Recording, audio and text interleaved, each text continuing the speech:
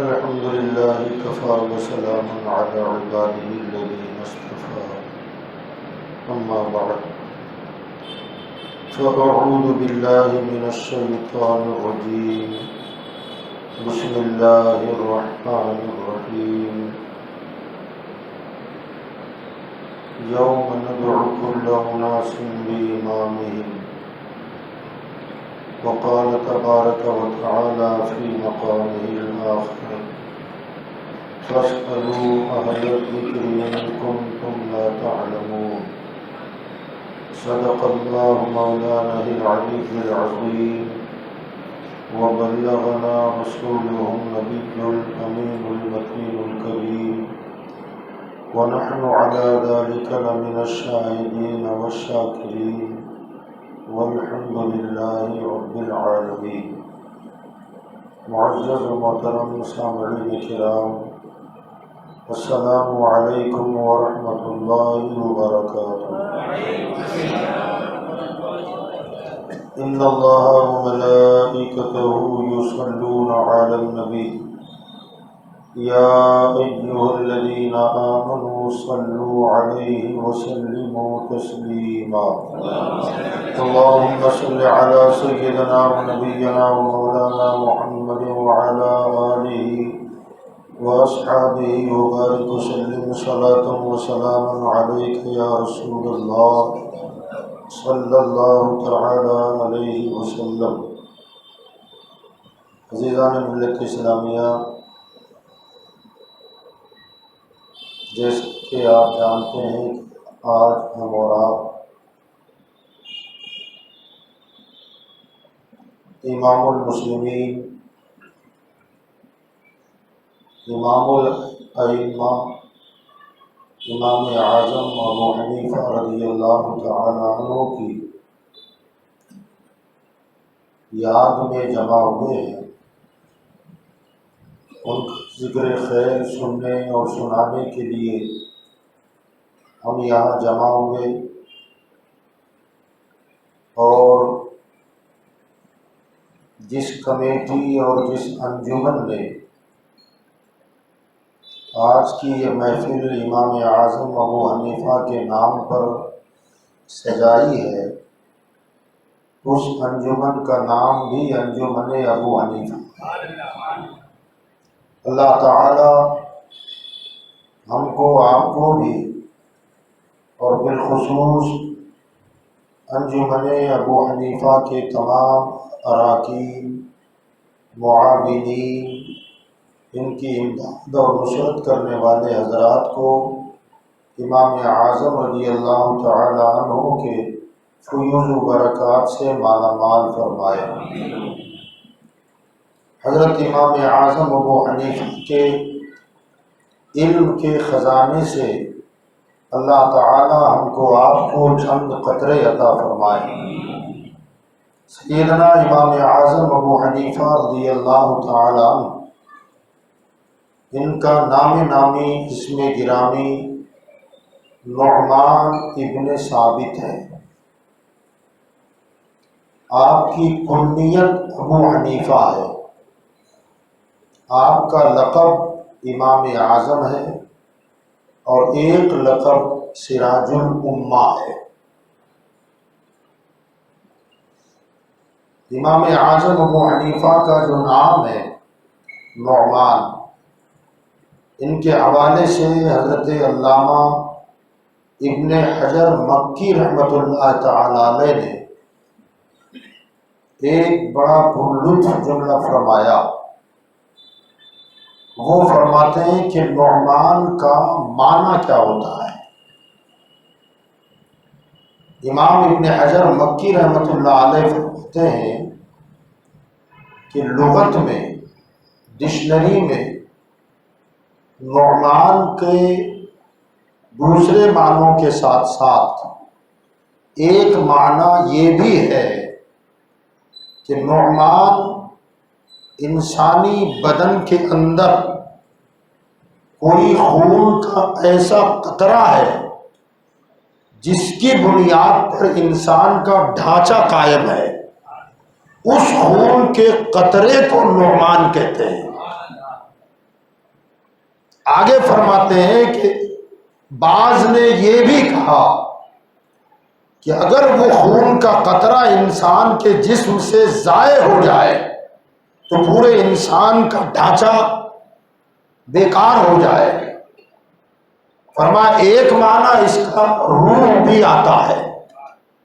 اب دونوں معنی کو مد نظر رکھتے ہوئے امام اعظم کے نام پر اگر ہم غور کریں تو نعمان انسان کے بدن کے اندر وہ خون کا قطرہ ہے جو انسانی ڈھانچے کو سلامت رکھتا ہے، انسانی اعضاء کو سلامت رکھتا ہے، اور وہی نام امام اعظم کا ہے۔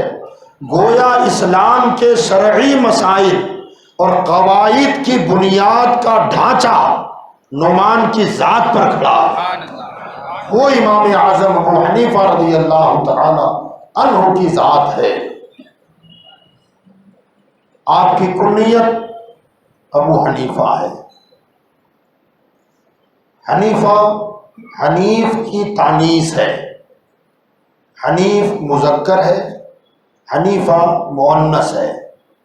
عام طور سے جن جن لوگوں کی کنیتیں رکھی جاتی ہیں تو ان کے اپنے بیٹوں کے ناموں کی وجہ سے یا بیٹیوں کے ناموں کی وجہ سے کنیتیں ہوتی ہیں۔ اب امام اعظم کی جو کنیت ہے ابو حنیفہ، حالانکہ امام اعظم ابو حنیفہ کے یہاں صرف ایک بیٹا ہوا، حضرت حماد ان کا نام ہے، بیٹی تو ہے نہیں، اور نہ ایک کے علاوہ دوسرے بیٹے ہیں۔ پھر امام اعظم کی کنیت ابو حنیفہ کیوں رکھی گئی، اس کے بارے میں علماء کرام نے الگ الگ توجیحات بیان فرمائی ہیں۔ ایک توجیہ تو یہ ہے کہ حنیف کا تانیث حنیفہ آتا ہے، اور حنیف کا مطلب ہوتا ہے ادیان باطلہ سے کٹ کر دین حق کا ہو جانا۔ تو امام اعظم ابو حنیفہ اپنے دین حق کے معاملے میں اتنے مخلص تھے کہ دنیا نے انہیں ابو حنیفہ کا نام دے دیا۔ اسی کے ساتھ ساتھ ایک قول یہ بھی ہے کہ چونکہ امام اعظم ابو حنیفہ رضی اللہ تعالی عنہ کوفہ کے سب سے بڑے عالم، اور کوفہ کیا پوری دنیا کے سب سے بڑے عالم، امام شافعی ہو یا امام مالک ہو یا امام احمد ابن حنبل ہو، یہ بلا واسطہ یا بال واسطہ سارے ائمہ امام اعظم کے شاگرد ہیں۔ امام مالک کا قول ہے کہ جتنے ائمہ مجتہدین اور فقہا گزرے ہیں یہ سب کے سب دینی مسائل کے قرآن و حدیث سے استنباط کرنے کے طریقوں اور اصول میں امام اعظم کی اولاد ہیں۔ امام اعظم ابو حنیفہ کے اہل و عیال ہیں، کیونکہ وہ طریقے کہ جن طریقوں سے قرآن سے مسائل نکالے جائے، وہ اصول جن اصولوں کے ذریعے احادیث سے مسائل کا استنباط کیا جائے، ان اصولوں کے اور ضابطوں کے بانی امام اعظم ابو حنیفہ ہیں۔ سب نے انہی اصولوں سے سیکھا اور بعد میں اپنے مسائل قرآن و حدیث سے لوگوں نے نکالے۔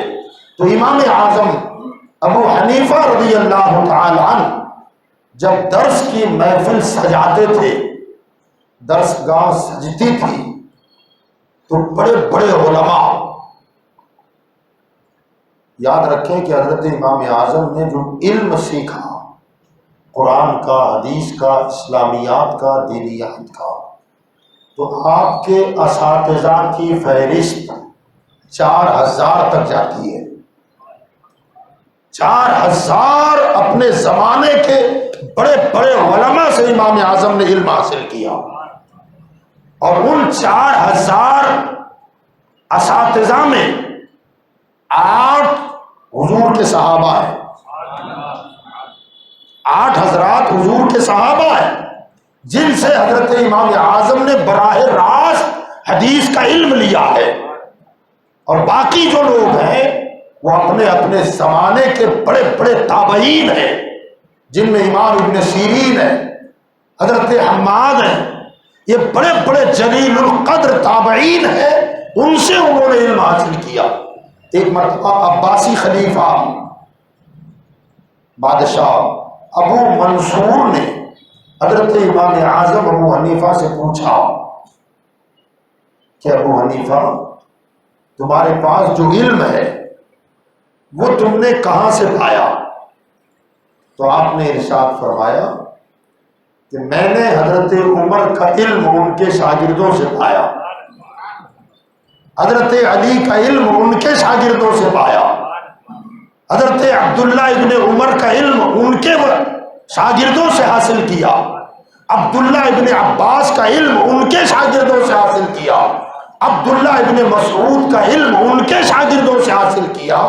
اس طرح میں نے ان صحابہ کا علم ان کے شاگردوں کے ذریعے حاصل کیا ہے۔ تو ابو منصور خلیفہ نے کہا تھا کہ اے ابو حنیفہ تمہارا علم بہت مضبوط ہے۔ ظاہر بات ہے کہ امام اعظم خود تابعی ہیں، آپ نے 8 صحابہ سے علم حدیث بلکہ حدیثوں کی روایت لی، ان سے حدیثیں سنی۔ ایک روایت میں ہے کہ 28 صحابہ کی زیارت کی ہے، 28 صحابہ کو حضرت سیدنا امام اعظم ابو حنیفہ نے اپنی آنکھوں سے دیکھا ہے، اور 8 صحابہ وہ ہیں جن سے آپ نے حدیث کو روایت کیا ہے، حدیث لی ہے۔ تو آپ جلیل القدر تابعی ہیں، اور بقیہ ائمہ جتنے امام احمد ابن حنبل ہیں، امام شافعی ہیں، امام مالک ہیں، یہ جو ائمہ ثلاثہ ہیں، ہم ان کی عظمتوں کو سلام کرتے ہیں، ان کی عزت کرتے ہیں، احترام کرتے ہیں، مگر ائمہ میں سوائے امام اعظم کے کوئی امام تابعی نہیں ہے، یہ تابعی تنہا امام اعظم ہے۔ اور یاد رکھیں آج کے زمانے میں ایک فتنہ بلکہ کئی فتنوں نے سر اٹھا لیا ہے، خارجیت کا فتنہ اپنی ادھم مچا رہا ہے، رافضیت کا فتنہ اپنی جگہ ادھم مچا رہا ہے، غیر مقلدیت کا فتنہ اپنے مقام پر اپنی دھینگا مستی میں پریشان ہے، لوگوں کو گمراہ کر رہا ہے۔ انہی غیر مقلد طبقے میں یہ باتیں عام چلتی ہیں، بلکہ یہی باتیں بیان کر کر کے حنفیوں کو گمراہ کرنے کی کوشش کی جاتی ہے۔ وہ کوششیں کیا ہوتی ہیں؟ کوششوں میں یہ معاملہ ہوتا ہے، اب عوام تو بیچاری علم سے دور رہے ہی پریشان ہو جاتے ہیں، وہ یہ کہ وتر کی نماز کتنے رکعت؟ امام اعظم کے نزدیک 3 رکعت۔ نماز میں ہاتھ کہاں باندھے جائیں؟ امام اعظم کے نزدیک ناف کے نیچے۔ اب وتر 3 رکعت ہے، اس پر کوئی حدیث ہے؟ تو یقیناً اس پر حدیث ہے کہ حضرت عبداللہ ابن عباس رضی اللہ عنہ، حضرت عبداللہ ابن مسعود رضی اللہ تعالی عنہ ہمیشہ زندگی بھر عشاء کی نماز کے بعد وتر 3 ہی رکعت پڑھتے تھے۔ اور ایک روایت حضرت عائشہ صدیقہ کی ہے، اور اسی روایت سے غیر مقلدوں نے 8 رکعت تراویح کی نماز کا استنباط کر لیا ہے۔ وہ کہتے ہیں تراویح 8 رکعت نہیں ہے، 20 رکعت نہیں ہے، بلکہ 8 رکعت ہے۔ اور وہ 8 رکعت کو کون سی حدیث سے ثابت کرتے ہیں؟ ایک مرتبہ ایک غیر مقلد عالم سے میری ملاقات، بلکہ لایا گیا تھا اس کو خاص طور سے کہ تراویح کی نماز 8 ہی رکعت ہے، تو میں نے اس سے کہا تھا کہ بھی حدیث سناؤ مجھے۔ اس نے وہ حدیث سنائی تھی حضرت عائشہ والی، اس میں یہ فرمایا گیا کہ ماں عائشہ صدیقہ رضی اللہ تعالیٰ عنہ فرماتی ہیں کہ حضور صلی اللہ علیہ وسلم رمضان اور غیر رمضان میں عشاء کی نماز پڑھ لیتے اور وتر پڑھے بغیر آپ بستر پہ آرام کرتے اور پھر نیند سے بیدار ہوتے اور اٹھ کر کے آپ 11 رکعت نماز ادا فرماتے. کتنی؟ 11 رکعت نماز ادا فرماتے. تو یہ کہتے ہیں کہ 3 وتر اور 8 تراویح. یہ حدیث سے ثابت. تو میں نے ان سے کہا تھا یہ حدیث مجھے پھر سے سناؤ. انہوں نے پھر سے پڑھا. کہ حضرت عائشہ فرماتی ہے کہ ہمارے آقا رمضان اور غیر رمضان میں. تو میں نے کہا تراویح آپ سال بھر پڑھتے ہو؟ تو کہا نہیں، وہ تو رمضان میں. میں نے کہا حضرت عائشہ فرما رہی ہے کہ حضور کا معمول تھا کہ رمضان اور غیر رمضان میں سرکار عشاء پڑھ کے سو جاتے اور اٹھ کر کے پھر نماز پڑھتے. تو تمہیں ماننا پڑے گا کہ وہ 8 رکعت تراویح کی نہیں تھی، تہجد کی تھی. اور وتر 3 رکعت. تو تمہارے نزدیک تو وتر 1 رکعت ہے. یہ غیر مقلد وتر کی نماز 1 رکعت پڑھتے ہیں کا حدیث میں آیا. اور ہم اگر 3 رکعت وتر کی حدیث پیش کریں تو کیا کہتے معلوم ہے؟ کوئی بھی حدیث، ناف کے نیچے ہاتھ باندھنے کی حدیث، رفع یدین صرف شروع نماز میں کرنے کی حدیث، رکوع سے اٹھ کر ہم رفع یدین نہیں کرتے، اس پر کوئی حدیث.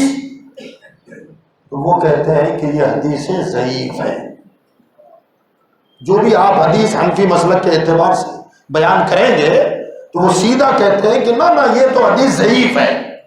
تو میں آپ کو ایک گڑ دے رہا ہوں، اسے ذہن میں رکھیں.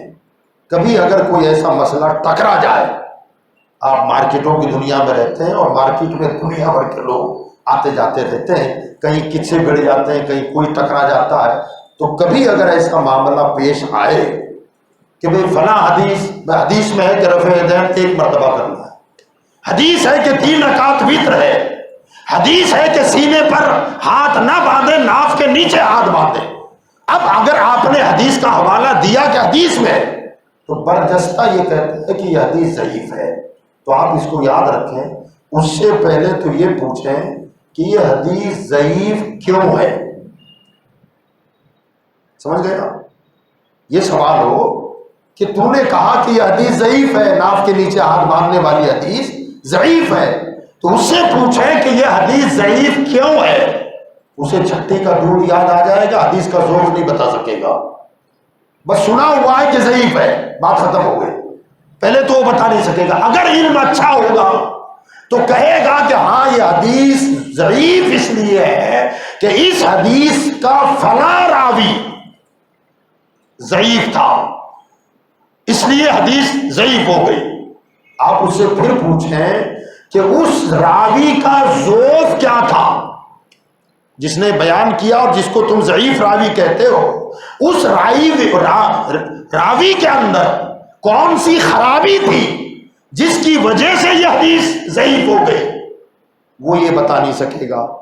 اور اگر زیادہ علم رکھتا ہوگا تو بتا دے گا کہ اسے ثقل سماعت، اونچا سننے کی عادت تھی، یا پھر وہ باجماعت نمازوں کا پابند نہیں تھا، یا پھر کبھی جوانی میں ہنسی مذاق کر لیا کرتا تھا، اس وجہ سے وہ اس کے اندر یہ ذوق تھا اور اس وجہ سے یہ حدیث ضعیف ہوئی.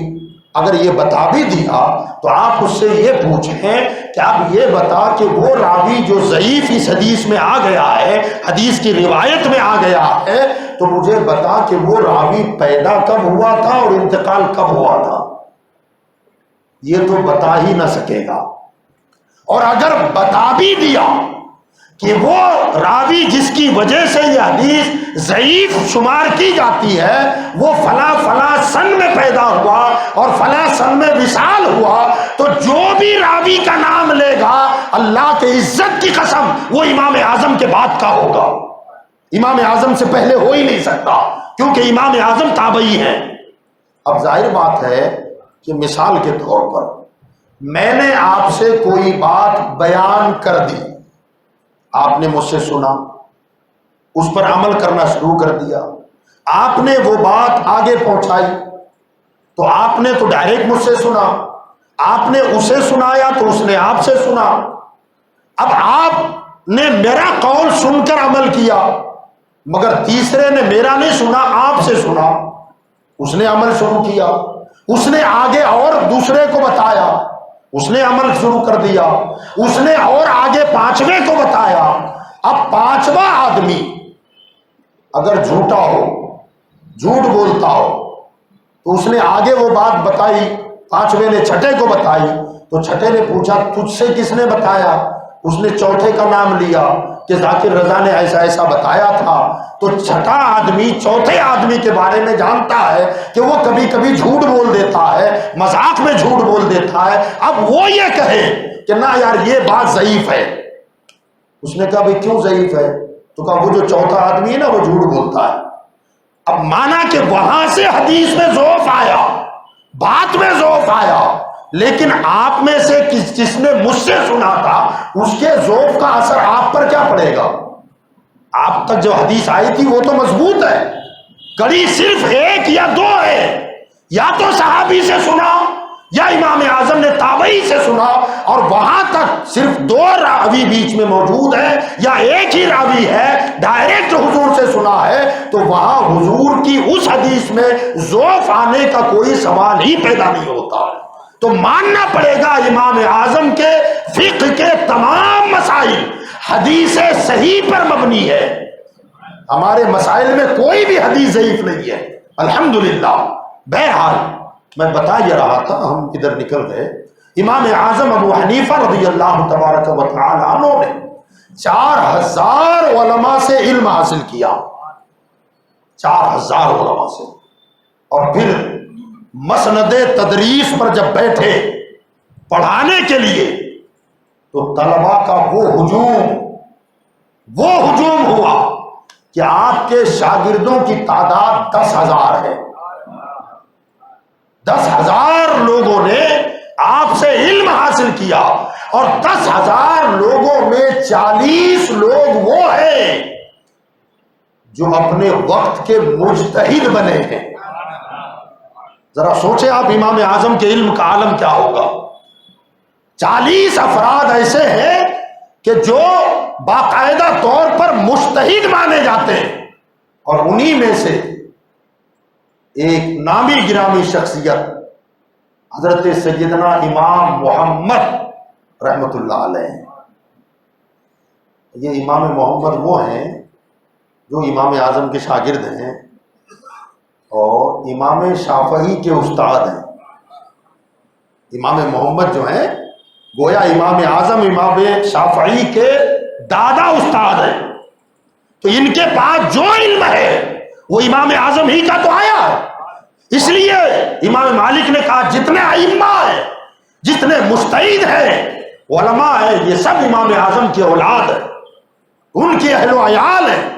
اور یہ امام محمد کے بارے میں امام شافعی کہتے ہیں، امام شافعی کی پرورش اور تربیت بھی امام محمد رضی اللہ تعالیٰ عنہ نے فرمائی ہے، اس لیے کہ ایک روایت کے مطابق امام شافعی کی والدہ سے بعد میں امام محمد نے نکاح کیا تھا، گویا ایک طرح سے امام شافعی امام محمد کے بیٹے بھی ہوئے، اگرچہ باپ دوسرا ہے لیکن ان کی والدہ سے حضرت نے نکاح کیا تھا۔ وہ فرماتے ہیں کہ میں فقیہ بنا ہوں امام محمد کی کتابوں سے۔ پھر فرماتے ہیں خدا کی قسم کھا کے کہتے ہیں کہ اگر عیسائی اور یہودی علماء امام محمد کی کتابوں کا مطالعہ کریں دیانت داری کے ساتھ، تو وہ اسلام قبول کرنے پر مجبور ہو جائے۔ یہ امام شافعی کا قول ہے۔ آپ ذرا دیکھیں کہ امام ابو حنیفہ کے شاگرد کا اتنا اونچا مقام کہ امام شافعی کہتے ہیں کہ اگر امام محمد کی کتابوں کا مطالعہ یہودی اور عیسائی علماء کر لیں تو خدا کی قسم وہ اسلام قبول کرنے پر مجبور ہو جائے۔ اور ایک بات، ایک عیسائی بڑا عالم فاضل، اس نے امام محمد کی ایک کتاب کا مطالعہ کیا اور اسلام قبول کر لیا۔ اور یہ امام محمد، بات آ گئی ہے تو سن لیں آپ، امام محمد رضی اللہ تعالیٰ عنہ جو ہیں، ایک مرتبہ اپنے شاگردوں کے ساتھ اللہ نے انہیں حسن و جمال سے بہت نوازا تھا، بڑے حسین اور بڑے خوبصورت تھے اور علمی جاہ و جلال والے تھے۔ فرماتے ایک مرتبہ آپ نے جو کتابیں لکھی ہیں ہاتھ سے، قلمی نسخے 999 ہیں، امام محمد کی کتابیں لکھی ہوئی 999۔ ایک مرتبہ آپ اپنے شاگردوں کے ساتھ ماں اپنی کتابوں کے بازار سے گزر رہے تھے، مسلمانوں کو پتا چلا کہ اپنے وقت کا امام آ رہا ہے، تو پورے مارکیٹ میں 2 لائنیں دیدار کے لیے جمع ہو گئی، 2 لائنیں جم گئی، اس میں سینکڑوں کی تعداد میں عیسائی اور یہودی بھی تھے۔ اور امام محمد جب گزرنے لگے تو لوگ سلام کرنے لگے تعظیماً۔ آپ جب گزر گئے تو ان یہودیوں اور عیسائیوں میں سے اکثر یہودیوں اور عیسائیوں نے کلمہ پڑھ کے اسلام قبول کر لیا۔ تو ان مسلمانوں نے ان مسلمان ہونے والے یہودیوں اور عیسائیوں سے پوچھا کہ تم نے اسلام اچانک قبول کر لیا، کوئی بحث نہیں، کوئی دلیل نہیں، کوئی مناظرہ نہیں، کوئی سوال و جواب نہیں، اور اچانک تم نے کلمہ پڑھ کے مسلمان تم ہو کیسے گئے؟ تو انہوں نے کہا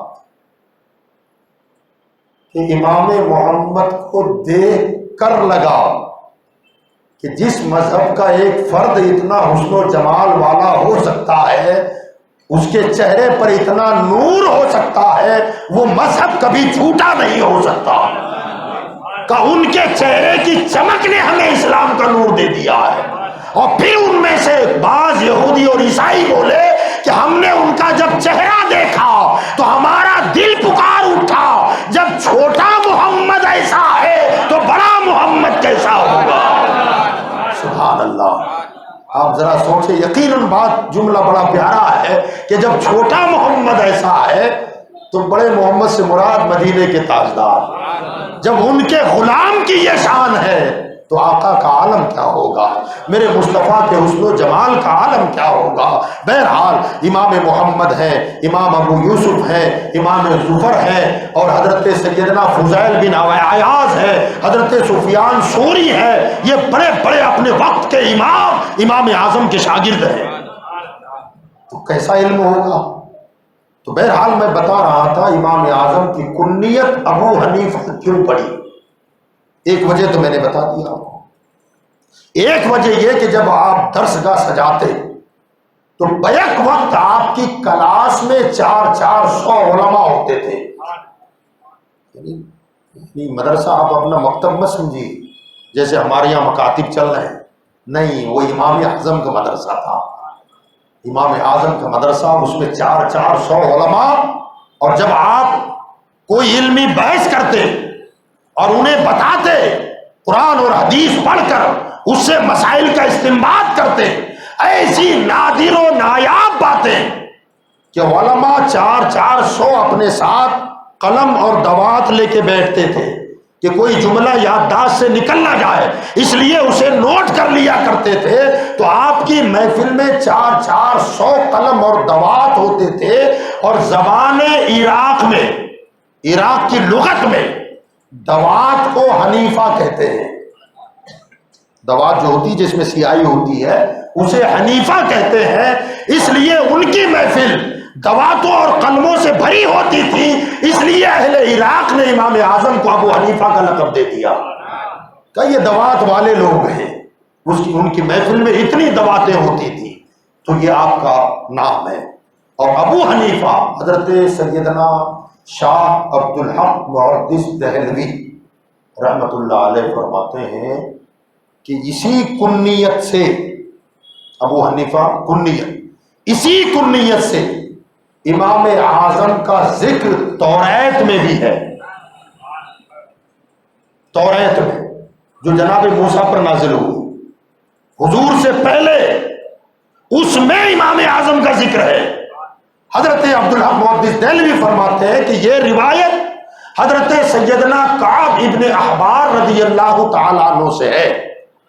وہ فرماتے ہیں، کیونکہ یہ پہلے یہودیوں کے بڑے عالم تھے، یہ کہتے ہیں کعب ابن احبار کہ وہ توریت جو جناب موسیٰ علیہ السلام پر اللہ نے نازل فرمائی، اس توریت میں نے ایک جملہ دیکھا، وہ عبارت دیکھی، وہ عبارت یہ تھی کہ امت محمد الرسول اللہ میں ایک مرد پیدا ہوگا جس کی کنیت ابو حنیفہ ہوگی اور وہ امت محمدیہ کا نور ہوگا۔ امت محمدیہ کا اونچی بولے ذرا، کنیت ابو حنیفہ ہوگی اور امت محمدیہ کا نور ہوگا۔ اب امام حضرت عبداللہ محدث دہلوی آگے فرماتے ہیں، جب اس میں یہ ملا کہ کنیت ابو حنیفہ ہے اور وہ امت محمدیہ کا نور ہے، امام اعظم کا ایک لقب سراج الامہ ہے، اور سراج کے معنی چراغ کے ہے، تو پتا چلا کہ سراج الامہ کا ذکر بھی وہاں ہے اور ابو حنیفہ کا ذکر بھی وہاں ہے، توریت میں یہ ذکر ہے۔ اسی کے ساتھ ساتھ حدیث پاک میں سیدنا ابو ہریرہ رضی اللہ تعالی عنہ سے مروی ہے،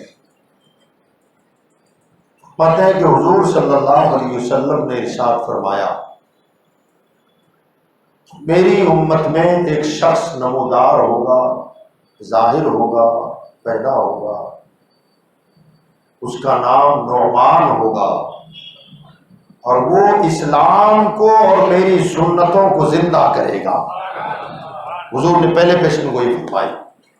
ایک حدیث اور ہے جو حضرت علامہ موفق بن احمد مکی رحمۃ اللہ علیہ نے اپنی کتاب مناقب للموفق میں اس کو لکھا ہے۔ فرماتے ہیں کہ ایک مرتبہ جناب جبریل علیہ السلام حضور کے پاس آئے اور آ کر کے کہا کہ یا رسول اللہ صلی اللہ علیہ وسلم، جناب لقمان کے پاس، حضرت لقمان کے پاس علم و حکمت کے ایسے خزانے تھے کہ اگر وہ اپنے حکمت کے خزانے سے ایک دانہ دنیا میں ظاہر کر دیتے تو پوری دنیا کی حکمتیں حضرت لقمان کے سامنے دست بستہ کھڑی ہو جاتی۔ یہ حضرت لقمان کی تعریف میں ان کی حکمتوں کے بارے میں جناب جبریل نے حضور سے کہا، تو حضور کے دل میں خیال آیا، کاش کہ میری امت میں کوئی ایسا ہو جو جناب لقمان کے حکمت کے خزانے سے کچھ ایسا پائے کہ وہ لقمان کے حکمتوں کا سرمایہ کہلائے۔ جبریل جا چکے تھے، آپ یہ سوچ رہے، جناب جبریل واپس آئے اور واپس آ کر کہا، یا رسول اللہ صلی اللہ علیہ وسلم، آپ کی امت میں ایک شخص پیدا ہوگا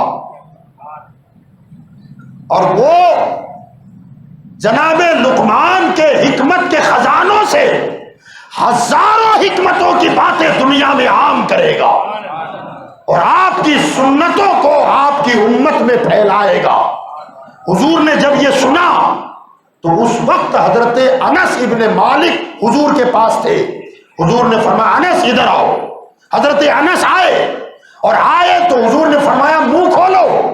حضرت انس نے منہ کھولا، سرکار نے اپنا تھوک ان کے منہ میں تھوکا اور فرمایا، یہ میری امانت ہے، ابو حنیفہ ملے گا تو اس کے منہ میں ڈال دینا۔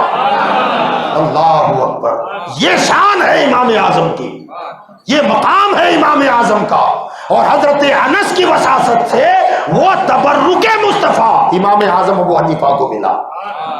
بولو، اب امام اعظم کے علم کا کوئی جواب ہو سکتا ہے؟ نہیں ہو سکتا۔ اس لیے وہ خالی امام نہیں ہے، امام اعظم ہے۔ وہ صرف امام نہیں ہے، بلکہ وہ امام اعظم ہے ابو حنیفہ رضی اللہ تبارک و تعالی عنہ۔ اللہ تعالیٰ نے ان کو وہ ذہانت اور وہ فطانت اور وہ عقل و شعور عطا فرمایا تھا کہ حضرت سیدنا امام مالک کا غالباً قول ہے، اتنے ذہین تھے، وہ فرماتے ہیں کہ اگر کوئی پتھروں کا بنا ہوا ستون ہو، کالم ہو، اور اگر ابو حنیفہ کہہ دے کہ یہ پتھر کا نہیں سونے کا ہے، فرماتے ہیں وہ دلائل اتنے دیتے کہ سونا ماننا ہی پڑتا، اتنے ذہین آدمی تھے، اتنا عقل و شعور بلند تھا کہ جہاں بڑے بڑوں کی نظر پہنچ نہیں پاتی تھی اس گہرائی میں امام اعظم کی نظر پہنچ جاتی۔ آپ کے جو استاذ ہیں حضرت حماد رضی اللہ تعالیٰ، امام اعظم ابو حنیفہ رضی اللہ تعالیٰ عنہ ان کی درسگاہ میں جاتے تھے پڑھنے کے لیے، روزانہ حدیثوں کا درس ہوتا تھا، حدیثیں سنتے تھے۔ تقریباً 40 دن بیت گئے۔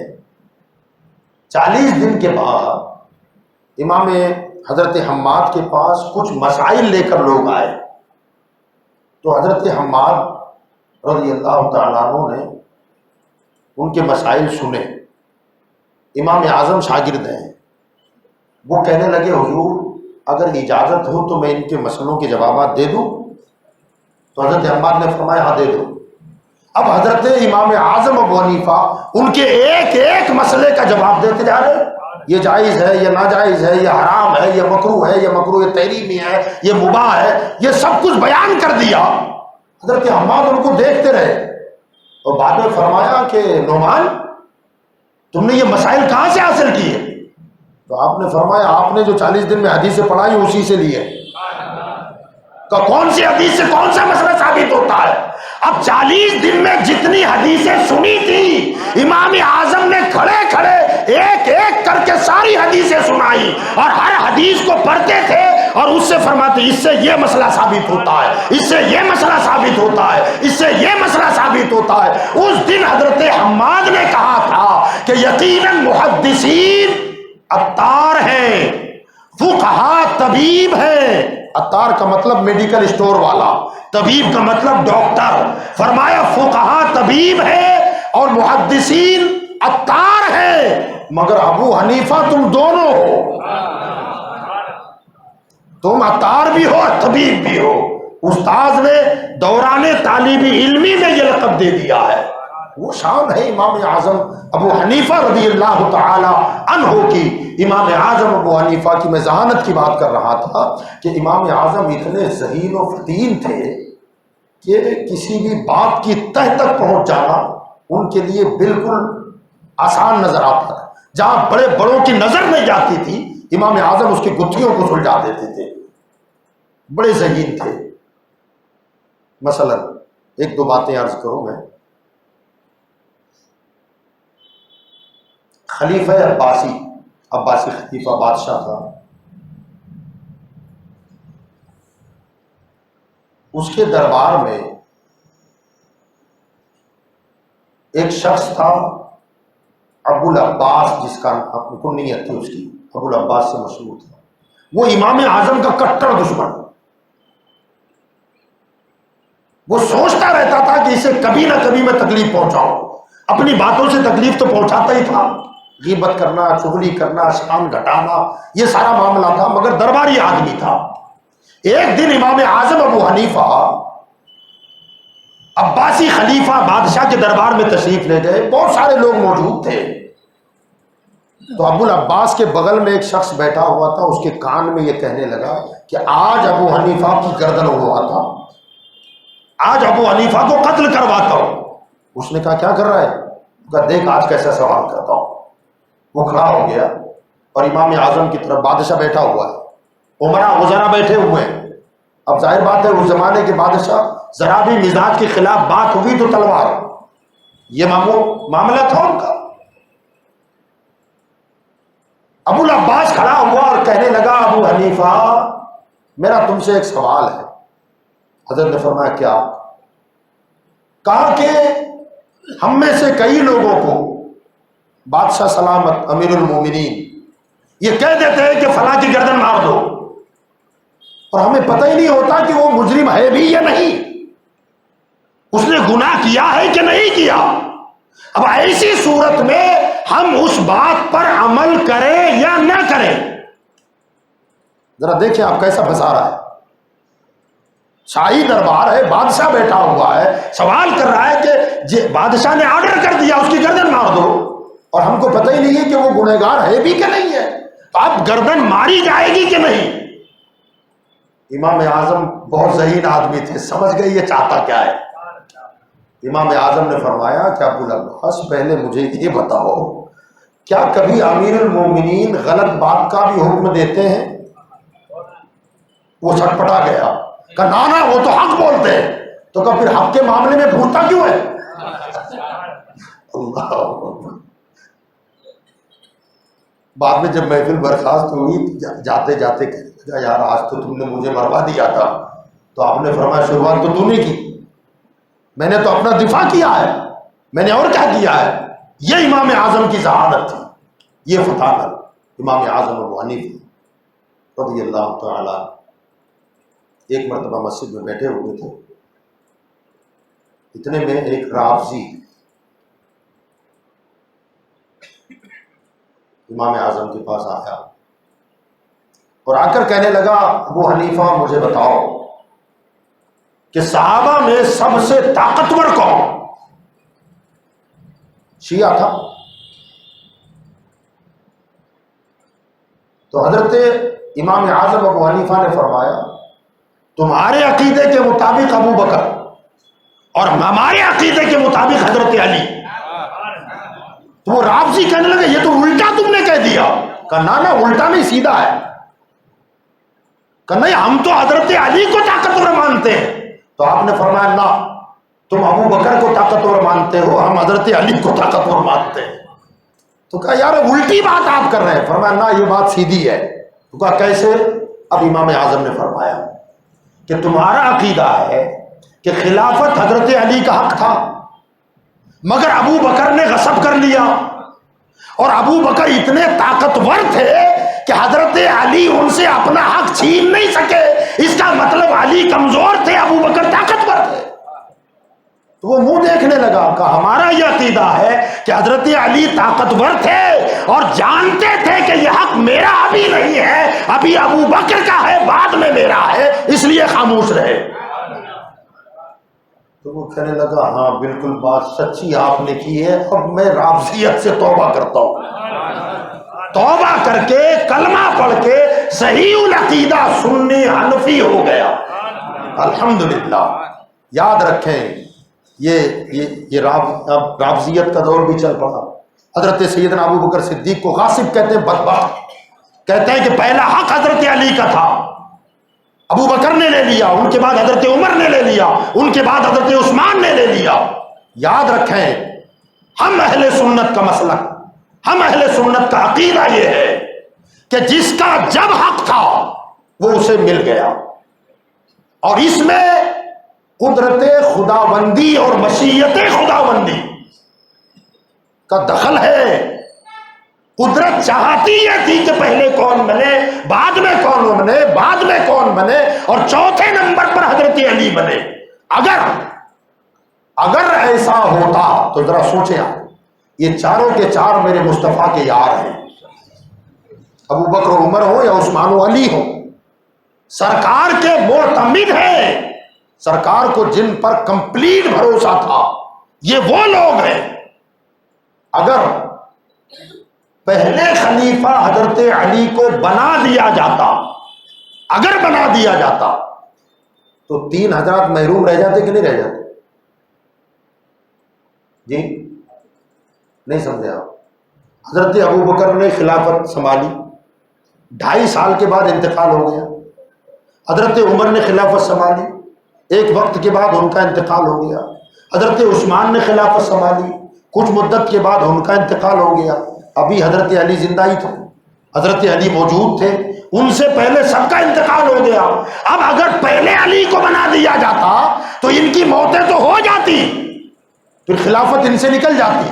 اللہ چاہتا یہ تھا کہ پہلے جس کی عمر مکمل ہو جائے اسے خلیفہ بنایا جائے، بعد میں جس کا نمبر ہے اسے بنایا جائے، اس کے بعد جس کا نمبر ہے اسے بنایا جائے. اور حضرت علی کی عمر زیادہ لمبی ہونے والی تھی، اس لیے انہیں چوتھے نمبر پر رکھا تاکہ انہیں بھی خلافت کا حصہ مل جائے.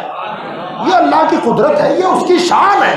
مگر رافضیوں کو کون سمجھائے، شیعوں کو کون سمجھائے؟ اور ہمارے اہل سنت کا ایک بڑا طبقہ شیعت سے اتنا متاثر ہو رہا ہے کہ بس پنجتن کا نام لے لیا تو سمجھتے ہیں کہ بس ہم جنتی ہو گئے. اب چاہے امیر معاویہ کو گالیاں دو، یا حضرت ابو بکر کو غاصب کہو، یا حضرت ابو بکر صدیق پر چاہے جو الزامات لگائے، خدا کی قسم یاد رکھو، اگر ابو بکر و عمر کو برا بول کر کوئی یہ سمجھے کہ میں پنجتن کا عقیدت مند ہوں، اللہ کے عزت کی قسم پہلے پنجتن پاک تمہیں ٹھوکر ماریں گے، اور وہ کہیں گے کہ جو ابو بکر کا نہیں ہے وہ ہمارا بھی نہیں ہے. یاد رکھیں، جو پنجتن کا ہوگا وہ حضرت ابو بکر عمر عثمان کی مخالفت نہیں کرے گا. پنجتن والے، ارے جب انہوں نے نہیں کی ہے تو پھر بعد والوں کی کیا حیثیت ہے کہ مخالفت کرے؟ حضرت علی نے آگے بڑھ کر حضرت ابو بکر، حضرت عمر، حضرت عثمان کے ہاتھ پر بیعت کی. اور اگر تم یہ کہو کہ نانا انہوں نے زبردستی لے لی تو گویا انہوں نے باطل پر عمل کیا، غلط بات پر عمل کیا. تو اس پر بھی تو ذرا سوچو کہ ایک غلط آدمی کے ہاتھ میں خلافت گئی اور علی دیکھتے رہے، یہ ہو سکتا ہے؟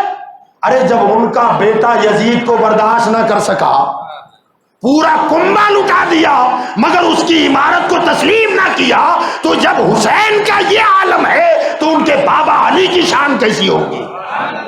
اس کا مطلب ہے جب انہوں نے مانا تو ماننا پڑے گا کہ حق سمجھا تو مانا.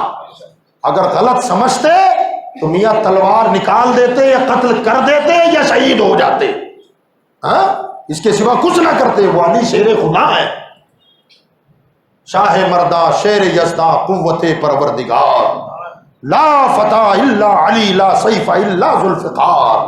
حضرت علی بہادروں کے سردار ہیں، شجاعت والوں کے سردار ہیں، ان کی رگوں میں اور بازوؤں میں خدا کی قدرت کام کرتی ہے. وہ مولا علی شیر خدا. رافضیت کی طرف ہمارے اہل سنت کا نوجوان طبقہ بڑی تیزی کے ساتھ مائل ہوتا جا رہا ہے، اور ابھی دیکھا آپ نے کیا تماشا کر کے رکھ دیا. قرآن پاک کی 66 آیتیں قرآن سے نکال دو. بے وقوف، دنیا میں آج تک کسی نے نہ کہا، اور آج تو نے یہ بکواس بک دی. ظاہر بات ہے وہ کون سے فرقے سے تعلق ہے اس کا؟ شیعہ ہے نا، رافضی ہے وہ، شیعہ اور رافضی ہے. قرآن کی آیتوں پر اعتراض کرتے ہوئے کیا جملے کہے اس نے؟ وہ بدبخت شیطان صفت آدمی کہتا ہے کہ یہ جو جہاد کی آیتیں ہیں یہ ابو بکر و عمر نے قرآن میں ایڈ کی ہے. معاذ اللہ رب العالمین، 100,000 بار معاذ اللہ. یاد رکھیے گا ایک بات یہاں میں بتا دوں، اس شیطان نے یہ کہا کہ ابو بکر و عمر نے جہاد کی آیتیں بعد میں شامل کی ہیں، شامل کی ہیں. تو یہ ماننا پڑے گا پھر کہ اگر شامل کی ہیں تو انہوں نے پہلے بنائی ہوگی. یہ ماننا پڑے گا نا کہ پہلے بنائی ہوگی. اور قرآن نے چیلنج کیا ہے کہ قرآن پاک کی کسی ایک آیت کے جیسی اللہ کے سوا ساری دنیا جمع ہو جائے اور اس آیت کے جیسی ایک آیت بنا کے لاؤ ان کنتم صادقین، اگر تم سچے ہو. قرآن نے تو چیلنج کر دیا. تو بدبخت تیری بات تو یہاں چیلنج کو توڑ رہی ہے. قرآن نے تو یہ کہہ دیا کہ قرآن کی ایک سورت جیسی یا ایک آیت جیسی پوری دنیا مل کر بھی بنا نہیں سکتی. تم کہتے ہو حضرت علی، حضرت ابو بکر اور عمر نے بنا کر ڈالی، یہ ممکن ہے؟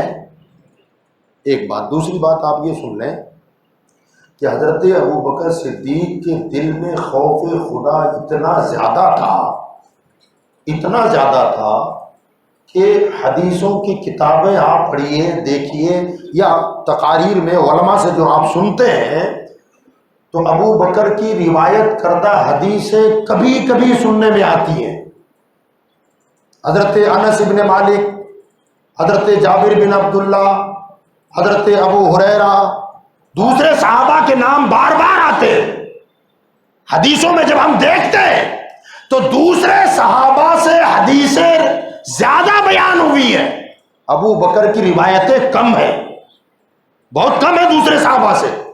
کیا وجہ ہے؟ آپ نے حدیثوں کو آگے بیان کیوں نہیں کیا؟ تو اس کی اصل وجہ کیا ہے معلوم ہے؟ حالانکہ سارے صحابہ میں سب سے زیادہ صحبت ابو بکر نے حضور کی پائی ہے. تو ہونا تو یہ چاہیے تھا کہ دوسرے صحابہ کے مقابلے میں سب سے زیادہ روایتیں حضرت ابو بکر کی ملتی، مگر ایسا نہیں ہے. ابو بکر صدیق رضی اللہ تعالیٰ عنہ کی روایتیں کم ہیں اور دوسرے صحابہ کی زیادہ ہے. کسی نے ابو بکر صدیق سے پوچھا تھا کہ آپ حضور کی حدیثیں بیان کیوں نہیں کرتے؟ تو آپ نے فرمایا میں نے حضور کے فرامین اتنے سنے ہیں کہ بیان کرتے ہوئے اب مجھے خوف لگتا ہے کہیں بات ادھر کی ادھر نہ ہو جائے. جب قول مصطفیٰ میں اتنا خوف تو کیا خدا کے کلام میں کچھ شامل کر سکتے؟ ارے جھوٹوں کی دنیا ہے، اللہ غارت کرے اسے جھوٹوں کو. میرے سنی بھائیوں، اپنے نوجوانوں پر نظر رکھیں. یہ پنجتن پاک کے نام پر رافضیت کی طرف لے جا رہے ہیں، شیعت کی طرف لے جا رہے ہیں. اور رہی یہ بات کہ اس نے جو بیان کیا. اچھا ایک بات میں اور آپ کو بتا دوں کہ یہ جو قرآن پاک ہے، شاید اس موضوع پر میں نے تفصیلی بیان 1.5 گھنٹے کا کیا ہوا ہے، ریکارڈ پر موجود ہوگا کہ جمع قرآن جمع کیسے ہوا، کتابی شکل میں کیسے آیا. حالانکہ مشہور یہ ہے کہ جامع القرآن عثمان غنی ہے، مگر یہ بات کہ ہے پہلے جامع القرآن ابو بکر صدیق ہیں، پہلے قرآن انہوں نے جمع کیا ہے. اب اس کا جو طریقہ تھا میں اس پر تھوڑی روشنی ڈالنا چاہتا ہوں کہ ابو بکر صدیق نے کتنی احتیاطیں اور کس قدر باریکیوں سے گزر کر قرآن کو جمع کیا ہے. قرآن پاک کو جمع کرنے کی جب بات آئی تو سب سے پہلے حضرت عمر نے مشورہ دیا کہ قرآن جمع کرو. اس کی وجہ یہ تھی، اس کا ریزن یہ تھا کہ جنگ یمامہ میں جب مسلمہ کذاب جھوٹی نبوت کا دعویٰ کرنے والے کے خلاف جنگ میں گئے تو اس جنگ میں تقریباً 1200 صحابہ شہید ہوئے، اور ان 1200 صحابہ میں 700 حافظ قرآن تھے. حضرت عمر نے دیکھا کہ 700 حافظوں کا انتقال ہو گیا ہے، شہید ہو گئے. اگر حافظوں کی موتوں کا یہ سلسلہ جاری رہا تو کہیں امت قرآن سے محروم نہ ہو جائے. اس لیے اب ضروری ہے کہ قرآن کو جمع کیا جائے. آپ نے مشورہ دیا. بہرحال تھوڑا قیل و قال کے بعد ابو بکر نے مان لیا، اور ماننے کے بعد حضرت سیدنا زید ابن ثابت رضی اللہ تعالیٰ عنہ کو بلایا اور بلا کر کے فرمایا کہ تم تدوین قرآن کا کام شروع کر دو. وہ بھی ڈر گئے، انہوں نے بھی قیل و قال کی. بہرحال وہ بھی سمجھ گئے کہ ضرورت ہے، مان گئے. مختصر یہ کہ آپ کو یہ کہا گیا. اور حضرت زید ابن ثابت وہ ہیں کہ حضور صلی اللہ علیہ وسلم کی وصال پاک سے پہلے جو رمضان آیا، اس رمضان میں حضرت رسول کائنات صلی اللہ علیہ وسلم نے حضرت زید ابن ثابت کو بلایا اور فرمایا کہ زید، وہ حافظ قرآن تھے، کہ زید میرا قرآن سنو، میں سناتا ہوں. تو انہوں نے کہا یا رسول اللہ میں آپ کا قرآن سنوں؟ کہا میرا حکم ہے سنو. سرکار پڑھتے گئے اور حضرت زید سنتے رہے. پورا قرآن حضور سے اپنے کانوں سے انہوں نے سنا، اور پھر اس کے بعد آقا نے فرمایا زید تم اپنا قرآن مجھے سناؤ. اب انہوں نے پڑھ کے حضور کو سنایا. دیکھیے حضور کی نظر دیکھ رہی ہے بعد میں کیا ہونے والا ہے، بعد میں کیا ہونے والا ہے. اب قرآن کو جمع کرنے کا جب مسئلہ کھڑا ہوا کہ اسے ایک کتاب میں جمع کیا جائے، یا تو لوگوں کی یادداشت میں تھا، لوگوں کے سینوں میں تھا، یا پتھروں کے سینوں پہ لکھا ہوا تھا، یا اونٹوں کی چمڑوں پہ لکھا ہوا تھا اور بکھرا ہوا تھا، یہاں کچھ اس کے گھر میں، کچھ اس کے گھر میں، کچھ اس کے گھر میں، اور لوگوں کو زیادہ تر اپنے قوت حافظہ پر بھروسہ تھا، حافظ زیادہ تھے. بہرحال جب جمع کرنے کی باری آئی تو حضرت ابو بکر کی نظر زید ابن ثابت پر ہی پڑی. کیوں؟ کہا تم جمع کرو، اس لیے کہ تم نے جو تمہارے سینے میں قرآن ہے وہ سند یافتہ ہے. کیونکہ ہم میں سے کسی نے پورا قرآن حضور کو نہیں سنایا، اور تمہاری یہ شان ہے کہ تم نے حضور سے سنا بھی ہے اور اپنا سنایا بھی ہے، اس لیے حضور نے تمہارے حفظ پر مہر لگا دی ہے، ان کی نگرانی میں یہ کام ہوا۔ اچھا، دوسری بات، حضرت ابوبکر صدیق نے یہ شرط لگائی، اعلان کرا دیا پورے شہر میں کہ جس جس کے گھر میں جو جو قرآن کا حصہ جہاں جہاں لکھا ہوا ہے وہ حضرت زید بن ثابت کے پاس لا کے جمع کرے۔ ایک دوسری قید یہ لگائی کہ آپ اپنے حافظے کے مطابق اسے دیکھیں کہ جو وہ لکھا ہے وہ آپ کے حفظ میں ہے، ایک بات۔ دوسری بات یہ کہ اگر کوئی آیت یا کوئی سورت جب تک دو جگہ سے نہ ملے تب تک اسے کتاب میں لکھنا نہیں ہے، یعنی تین شہادتیں ہو گئی۔ ایک تو ایک سورت کا دو گھر سے آنا، یہ دو شہادت، اور تیسری زید ابن ثابت کا خود یاد کرنا، انہیں خود یاد تھا۔ یہ تین شہادتوں سے گزرتا تب جا کر قرآن میں اسے لکھا جاتا۔ ایک گھر سے کوئی سورت یا کوئی آیت آئی تو آپ انتظار کرتے کہ رکو ابھی آ رہی ہیں آیتیں، اگر دوسرے گھر سے نکل آئی اور میچ ہو گئی پھر آپ اپنے حافظے پر زور دیتے کہ ہاں مجھے بھی یہ یاد ہے، اب اسے کتاب میں لکھ دیتے۔ اب اتفاق کی بات، لقد جاءکم رسول من انفسکم عزیز علیہ ما عنتم، یہ جو آخری دو آیتیں ہیں نا، یہ پورا سرمایہ جمع ہو گیا، مگر یہ آیتیں نہیں آئی۔ حضرت ابوبکر صدیق کے پاس حضرت زید ابن ثابت نے پیغام بھیجا کہ پورا قرآن تو قریب قریب میں نے جمع کر لیا ہے، مگر دو آیتیں مجھے کہیں نہ ملی، اور مجھے یاد ہے کہ یہ دو صورتیں، دو آیتیں ہیں قرآن میں، مگر جتنے گھروں سے سب یہ آیا ہے لکھا ہوا، ان میں کہیں بھی وہ دو آیتیں نہیں ہیں۔ حضرت ابوبکر نے فرمایا اور اعلان کرو، اور گلی گلیوں میں جا کر اعلان ہوتا رہا، کسی کے پاس کچھ ہو تو ڈھونڈو، نکالو۔ اتفاق سے ایک مکان سے وہ دو آیتیں مل گئی، وہ حضرت زید بن ثابت کے پاس نہیں، آپ نے دیکھا، مگر ابوبکر صدیق کی ایک شرط اور تھی، وہ شرط یہ تھی کہ جب تک دو گھروں سے نہ آئے تب تک قرآن میں اسے ایڈ نہیں کیا جا سکتا۔ اب یہ رک گئے، حضرت ابوبکر کے پاس پیغام بھیجا، وہ آئے، کہا کیا بات ہے، کہا آیت تو مل گئی مگر ایک ہی گھر سے آئی ہے، دوسرے گھر سے نہیں آئی، اور آپ کا فرمان ہے کہ جب تک دو جگہ سے نہ ملے قرآن میں شامل نہ کیا جائے، اب میں کیا کروں؟ تو آپ نے فرمایا یہ کس کے گھر سے ملی؟ حضرت زید بن ثابت نے فرمایا حضرت خزیمہ کے گھر سے۔ تڑپو ذرا، تڑپ کے بولیے، اب یہ نہیں سمجھ میں آیا تو سمجھا دیتا ہوں۔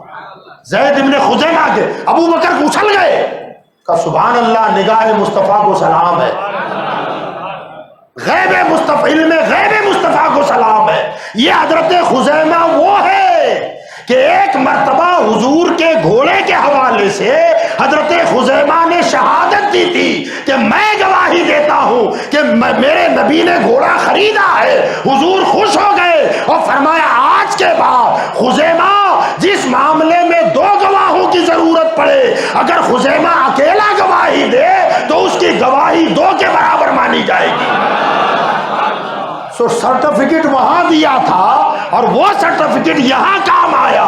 حضور جانتے تھے کہ دو آیتیں تیرے گھر میں ہوگی، کسی اور کے پاس نہیں ہوگی، ابو بکر جمع کروائے گا اور اس کی وہ شرط رکھے گا کہ جب تک دو جگہ سے نہ ملے اسے لیا نہیں جائے گا۔ خزیمہ آج میں تجھے اکیلے کو دو کے برابر بنا دیتا ہوں تاکہ وہ آیتیں جب تیرے پاس سے ملے تو قرآن میں شامل کر دیا جائے۔